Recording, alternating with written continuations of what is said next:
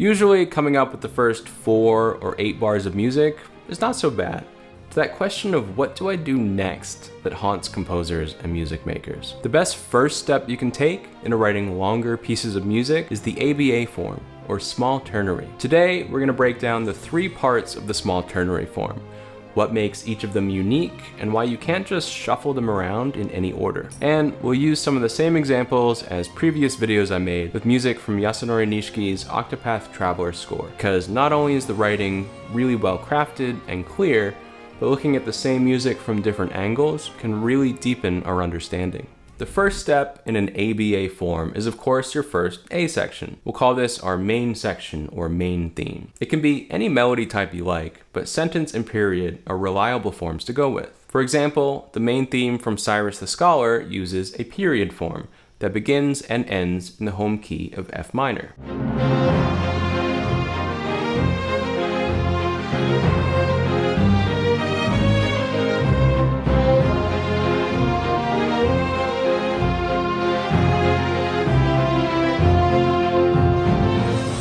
Cyrus the Scholar ends with a nice, perfect, authentic cadence, which means that if the piece stopped right there, we'd feel satisfied that the music had resolved or returned home. But you don't have to resolve. For example, Therion the Thief also uses the period form, this time in E minor, but ends with a half cadence on the B major chord.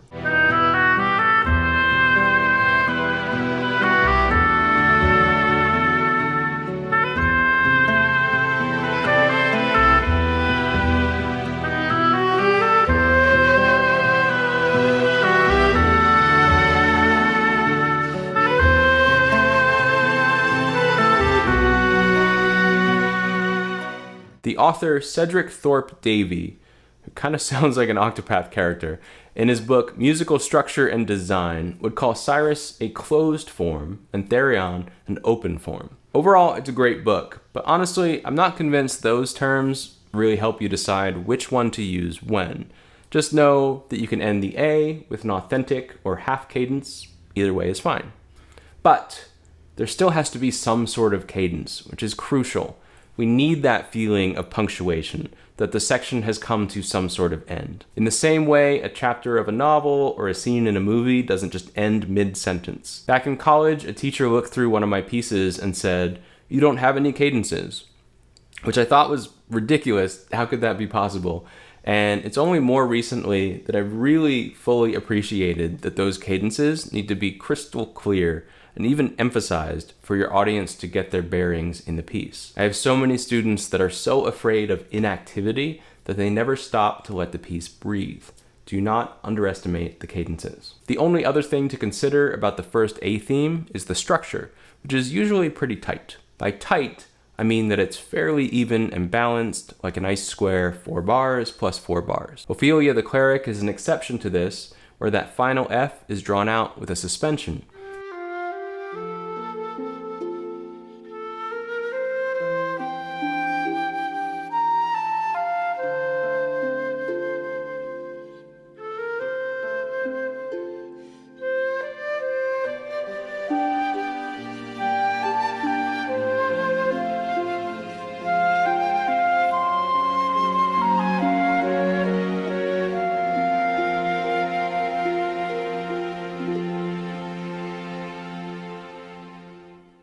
But overall, I think that just gives us some extra breathing room, and the A section still feels pretty balanced. Next up, we have the B section, or middle part of the form.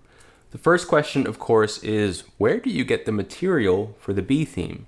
You can come up with something brand new, but I think the best place to get ideas for your B theme is from your A theme. The basic idea for the B theme in Therion the Thief is this 8th note rest, a falling scale into a strong beat that moves down by step, and then down by leap.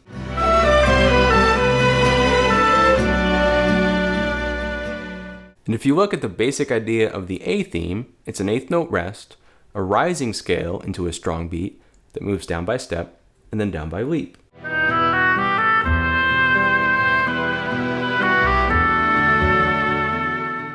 Two minor changes, having the scale fall instead of rise, and shifting the idea forward 2 beats, and we get what feels like a brand new idea for our B section.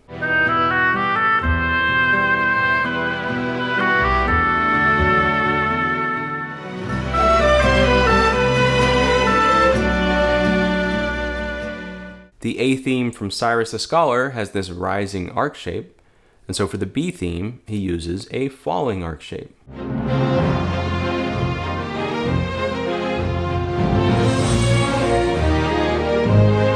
The more similar your ideas, the more consistency your piece will have.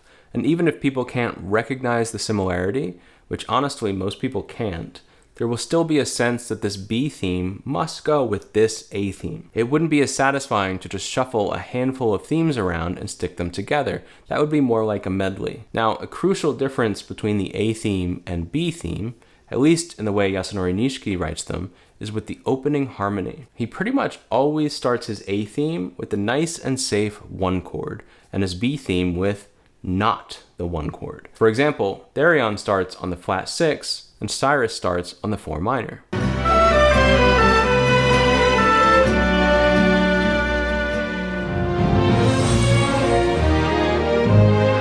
I would say that starting on the 4 chord is the most common way to begin a B section, but of course, it's not the only option.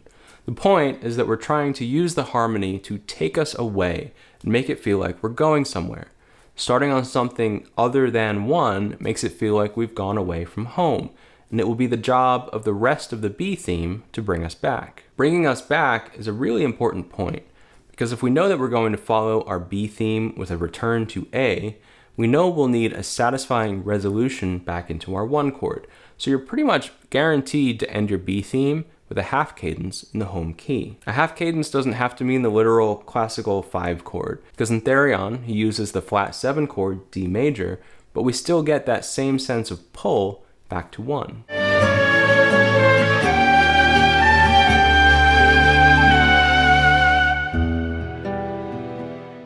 I mentioned before that the A theme is usually pretty tight structurally. Your B theme can contrast this by being looser. For example, in Cyrus, the entire B theme is half as long as the A theme, which makes it feel more hurried.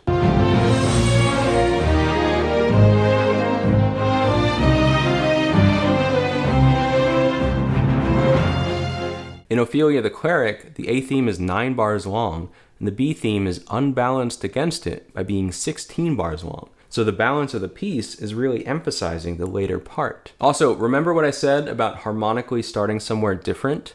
In the case of Ophelia, the A theme modulates to the 4 key of B flat, then starts the B section on the 4 chord of that key.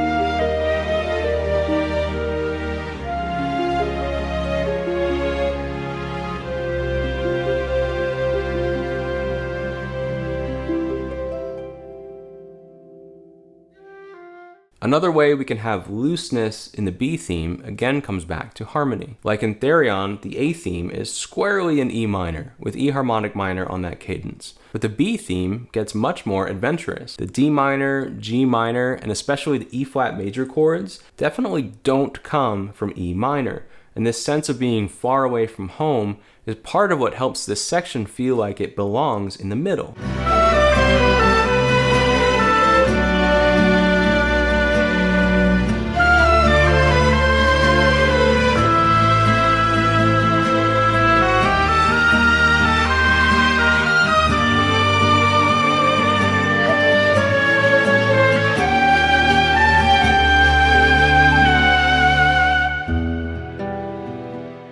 Even Cyrus the Scholar reserves its single non-diatonic for the B section, with the secondary dominant of 5.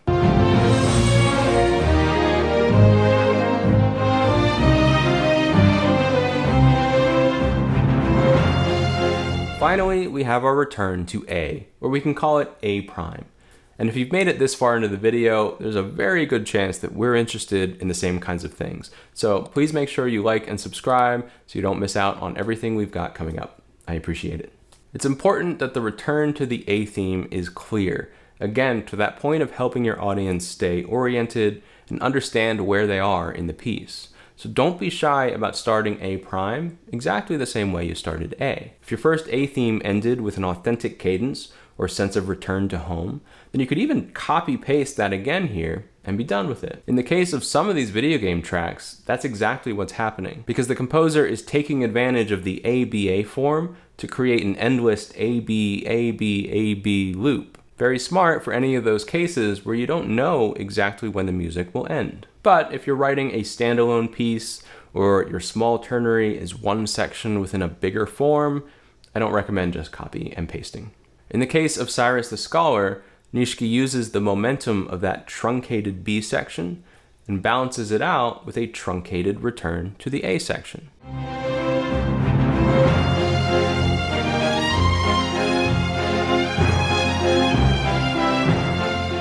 Instead of playing the entire A theme, he only uses the consequent phrase or second half of that period form. We've already heard the A theme, so we don't need to go through the entire thing again. This is especially useful to keep in mind when you have a track that is going to loop indefinitely to make sure it doesn't get too repetitive. But I think it's worth pointing out that even though the material is the same, he brings it up an octave. So we still do get some sense of development and progress in the form, even if we're ending with the same material we started with.